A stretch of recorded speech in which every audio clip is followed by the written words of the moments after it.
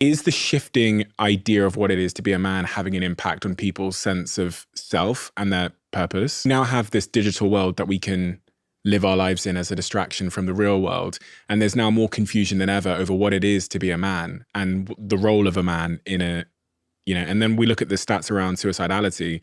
And I think in Europe, the biggest killer of men under the age of 45 is themselves currently. Mm-hmm.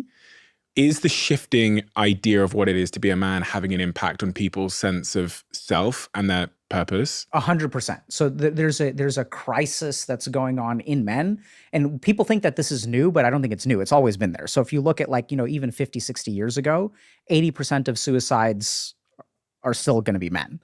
So historically, men have been killing themselves for 100 years, and no one's been paying attention. We're just noticing now because the problem seems to be getting worse. So there's a couple of things that are really interesting to understand. So one is that if we look at what technology is doing to our brains, the first thing that it's doing is it is externalizing our attention. So if you look back, let's say 1,000 years ago, as human beings, we spent a lot more time with ourselves. So let's say that you and I go out hunting. And then let's say you shoot an arrow at a deer and you miss. And then I shoot an arrow at a deer and I hit.